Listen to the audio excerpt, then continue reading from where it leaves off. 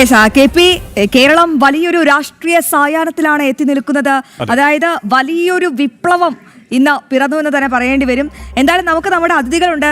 വളരെ വിശദമായി തന്നെ ഈ ഇന്നത്തെ സാഹചര്യത്തെ പറ്റി ചർച്ച ചെയ്യാൻ നമുക്ക് നന്ദുവിലേക്ക് പോകാം.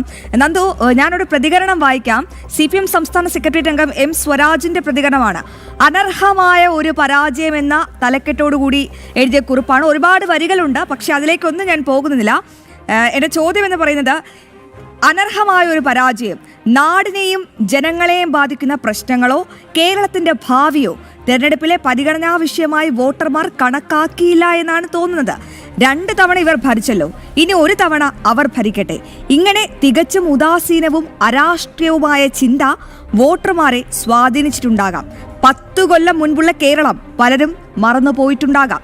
ഈ ഒരു പ്രതികരണത്തിന് ഒരു BJP പ്രതിനിധി എന്ന നിലയിൽ താങ്കളുടെ മറുപടി എന്തോ, ഒപ്പം വോട്ട് രേഖപ്പെടുത്തിയ ഒരു ഇന്ത്യൻ പൗരൻ എന്ന നിലയിൽ സ്വരാജിന് കൊടുക്കാനുള്ള താങ്കളുടെ മറുപടി എന്താണ്? ഇത് അനർഹമായ പരാജയമാണോ? രാഷ്ട്രീയ ബോധം ഇല്ലാത്തവരാണോ നമ്മുടെ കേരളത്തിലുള്ളത്? M സ്വരാജിന് സത്യത്തിൽ ഒരു മറുപടിയുടെ ആവശ്യമില്ല. എന്നാൽ പോലും ഞാൻ ആ കണ്ടന്റിന് ഞാൻ മറുപടി പറയാം. കാരണം എന്ന് വെച്ചാൽ ഇപ്പോൾ അവർ പറയുന്നത് എന്താണ്, 10 വർഷം മുൻപുള്ള കേരളത്തെക്കുറിച്ച്. അവർ ഈ കേരളത്തിലെ ജനങ്ങളെക്കുറിച്ച് ഇത് കേരളമാണ്, ഞങ്ങളോടൊക്കെ പറഞ്ഞതാണ്, ഇത് കേരളമാണ്, കേരളത്തിൽ BJPയുടെ വേരുകളൊന്നും പരിപ്പുകളും ഒന്നും ഈ കലത്തിൽ വേവില്ല എന്നൊക്കെ പറഞ്ഞു. അവർ പറഞ്ഞത് കേരളത്തിൻ്റെ ജനങ്ങളെല്ലാം പ്രബുദ്ധരായ ജനങ്ങളാണ്. അത് കഴിഞ്ഞ തദ്ദേശ സ്വയംഭരണ തെരഞ്ഞെടുപ്പിലും പറഞ്ഞു, നിയമസഭാ തെരഞ്ഞെടുപ്പുകളിൽ പറഞ്ഞു, കഴിഞ്ഞ കാലങ്ങളിൽ അത്രയും അവർ പറഞ്ഞു. അപ്പോൾ പെട്ടെന്ന് തന്നെ ഈ പറയുന്ന അവർക്കൊരു പരാജയം സംഭവിച്ചപ്പോൾ എങ്ങനെയാണ് കേരളത്തിലെ ജനങ്ങളുടെ പ്രബുദ്ധതയൊക്കെ അങ്ങ് ഒലിച്ചു പോയത്? അപ്പോൾ സ്വന്തമായി പരാജയം സംഭവിച്ചാൽ കേരളത്തിലെ ജനങ്ങളെല്ലാം മോശക്കാരും, അങ്ങനെ പരാജയം സംഭവിച്ചില്ലെങ്കിൽ കേരളത്തിലെ ജനങ്ങളെല്ലാം വലിയ ബുദ്ധിമാന്മാരുമാണ് എന്നുള്ള രാഷ്ട്രീയം തന്നെ തെറ്റാണ്. എൻ്റെ അഭിപ്രായത്തിൽ അത് തന്നെ തെറ്റാണ്. ഇനി കേരളത്തിനകത്ത് അനിവാര്യമായ പരാജയമാണ്. കാരണം കേരളത്തിനകത്ത് CPIM എന്ന് പറയുന്ന രാഷ്ട്രീയ പ്രസ്ഥാനത്തിനെ അവസാനിപ്പിക്കേണ്ട തെരഞ്ഞെടുപ്പായിരുന്നു ഇത്. ഞാൻ അങ്ങനെ വിശ്വസിക്കുന്ന പൊതുപ്രവർത്തകനാണ്. കാരണം ലോകത്ത്, ഇന്ത്യയിൽ ഇങ്ങനെ ഒരു ചീഫ് മിനിസ്റ്ററെ നിങ്ങൾ കണ്ടിട്ടുണ്ടോ? സ്വന്തം സംസ്ഥാനത്ത് ഒരു മൈക്കിനോട് പോലും അക്ഷമനായും അസഹിഷ്ണുതയോടുകൂടിയും പെരുമാറുന്ന ഒരു മുഖ്യമന്ത്രി ഇന്ത്യ മഹാരാജ്യത്ത് ആരെങ്കിലും ഉണ്ടോ? ലോകരാഷ്ട്രങ്ങൾക്കിടയിൽ ആരെങ്കിലും ഉണ്ടോ? അങ്ങനെ സ്വന്തം ജീവിതം ഒരു രാജകീയ ജീവിതത്തിലേക്ക് കൊണ്ടുവന്ന് സ്വന്തമായി രാജാവിനെ പോലെ, ഞാൻ ഈ നാട്ടിലെ രാജാവാണ്, ഞങ്ങൾക്ക് ഈ രാജാവിനെതിരെ ഒന്നും പറയാൻ പാടില്ല, രാജാവിനെതിരെ പറയുന്നവരൊക്കെ നിശബ്ദമാക്കും, അങ്ങനെയാണോ ഒരു കമ്മ്യൂണിസ്റ്റ് മുഖ്യമന്ത്രിയിൽ നിന്ന് പ്രതീക്ഷിക്കുന്നത്? ഈ പറയുന്ന മുഖ്യമന്ത്രിക്ക് വിമർശിച്ചുകൊണ്ടൊരു പോസ്റ്റ് ഇട്ടാൽ പിറ്റേന്ന് രാവിലെ പോലീസുകാരൻ ചെന്ന് വീട്ടിൽ നിന്ന് അറസ്റ്റ് ചെയ്തുകൊണ്ട് പോകുന്ന ഒരു സാഹചര്യം. എന്തുകൊണ്ടാണ്? പിണറായി വിജയൻ എന്ന് പറയുന്ന കമ്മ്യൂണിസ്റ്റുകാരൻ ഒരു വിമർശനത്തിന് അതീതനായ നേതാവാണോ? അല്ല. പിണറായി വിജയനല്ല, നരേന്ദ്രമോദിയല്ല, ആര് തന്നെ ആയാലും ഈ നാട്ടിലെ സർവ്വസൈന്യാധിപൻ, ഈ നാട്ടിലെ ഏറ്റവും വലിയ അധികാരി ആര് എന്ന് ചോദിച്ചാൽ ചൂണ്ടുവിരലിൽ മഷി തേച്ച് 5 വർഷത്തിലൊരിക്കൽ ബാലറ്റ് പേപ്പറിൽ വോട്ട് ചെയ്യാൻ പോകുന്ന ഇവിടുത്തെ സാധാരണപ്പെട്ട ജനമാണ് അധികാരി.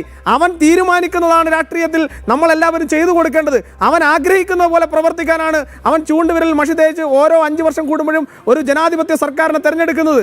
പക്ഷേ ഇവിടെ എന്താണ് നമ്മൾ കാണുന്നത്? മാധ്യമങ്ങളോട്, ജനാധിപത്യത്തിൻ്റെ 4ാം തൂണെന്നൊക്കെ വിശേഷിപ്പിക്കുന്ന മാധ്യമങ്ങളോട് കടക്ക് പുറത്ത് എന്ന് പറയുന്നൊരു മുഖ്യമന്ത്രി, ഫോട്ടോ എടുക്കാൻ വരുന്ന കുട്ടിയുടെ കൈതട്ടി മാറ്റുന്നൊരു മുഖ്യമന്ത്രി, മുഖ്യമന്ത്രിയോട് എന്തെങ്കിലും ചോദിച്ചാൽ മാറി നിൽക്കങ്ങട് എന്ന് പറയുന്ന മുഖ്യമന്ത്രിയുടെ വഴിയിൽ ഒരു പ്രതിഷേധത്തിന് ഒരു കരിങ്കൊടി കാണിച്ചാൽ അവൻ്റെ തലയിൽ പൂച്ചട്ടി എടുത്ത് അടിക്കുന്ന DYFIക്കാരന് സാന്ത്വനത്തോടുകൂടി അവൻ നടത്തിയിട്ടുള്ളത് ജീവൻ രക്ഷാ പ്രവർത്തനമാണെന്ന് പറയുന്നൊരു നാണം കെട്ട മുഖ്യമന്ത്രി. ആ നാണം കെട്ട മുഖ്യമന്ത്രിക്കെതിരായിട്ടുള്ള രാഷ്ട്രീയം, അതിനോടൊപ്പം കേരളത്തിലെ കഴിഞ്ഞ 5-10 വർഷക്കാലത്തെ രാഷ്ട്രീയത്തെക്കുറിച്ച് നമുക്ക് ചർച്ച ചെയ്യാം. സപ്ലൈകോയിൽ അവശ്യ സാധനങ്ങളില്ലാത്ത 10 വർഷമല്ലേ കഴിഞ്ഞു പോകുന്നത്? കഴിഞ്ഞ 10 വർഷത്തിനിടയിൽ കേരളത്തിലെ ഉദ്യോഗാർത്ഥികളായിട്ടുള്ള ചെറുപ്പക്കാർ, അവർ പഠിച്ചതിന് ശേഷം ജോലിക്ക് യോഗ്യത നേടിയാൽ ആ മെമ്മോയും കൊണ്ടുവന്ന് സെക്രട്ടേറിയറ്റിൻ്റെ മുന്നിൽ മുട്ടിലഴയേണ്ട ഗതികേടിലേക്ക് അവരെ തള്ളിയിട്ടത് ആരാണ്? ഈ പിണറായി വിജയൻ്റെ സർക്കാരല്ലേ, ഈ LDF ഗവൺമെൻറ് അല്ലേ? ഈ നാട്ടിലെ ആരാധനാലയങ്ങളിൽ നിന്ന് കൊള്ളയടിക്കാൻ കൊള്ളക്കാർക്ക് ഒത്താശ ചെയ്തു കൊടുത്ത പാർട്ടി ആരാണ്? LDFും ഈ LDFിൻ്റെ നേതൃത്വമല്ലേ? ഇവിടെ യുവതീ പ്രവേശനം എന്ന പേര് പറഞ്ഞ് നാണം കെട്ട ചില സ്ത്രീകളെ അതിനകത്തേക്ക് വലിച്ചു കയറ്റിയത് ഈ പറയുന്ന LDFിൻ്റെ ഗവൺമെൻറ് അല്ലേ? ഗണപതി മിത്താണെന്ന് പറഞ്ഞ് ഇവിടുത്തെ സാധാരണപ്പെട്ട ഹൈന്ദവ ഭക്തന്മാർക്ക് അവരുടെ മനസ്സിൽ വലിയ വിഷമമുണ്ടാക്കിയ പ്രസ്താവനകൾ ഇറക്കിയ ആളെ തലയിൽ ചുമന്നുകൊണ്ട് നടന്നവരല്ലേ ഈ ഗവൺമെൻറ്?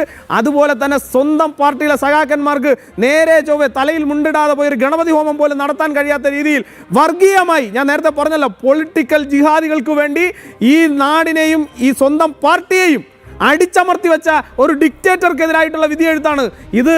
സ്വരാജ് പറയുമ്പോഴത്തെ ഒരു വിലയിരുത്തലല്ല അത് വരേണ്ടത്. കൃത്യമായി കേരളത്തിലെ ജനങ്ങൾ കൃത്യമായി വോട്ട് ചെയ്തിട്ടുണ്ട്. പക്ഷേ അവരുടെ വോട്ട് കൃത്യമായി ഫലിക്കപ്പെടാതെ പോയത്, അവരുടെ വിധി കൃത്യമായി നിർണ്ണയിക്കപ്പെടാതെ പോയതിൻ്റെ കാരണം ഈ പറഞ്ഞ പൊളിറ്റിക്കൽ ജിഹാദികളും ഈ പറഞ്ഞ ഇടതു വലതു മുന്നണികളുടെ അവസരവാദ രാഷ്ട്രീയവുമാണ് അത് കൃത്യമായി നെള്ളിക്കാതെ പോയതെന്നുള്ള രാഷ്ട്രീയ വിമർശനം എനിക്കുണ്ട്.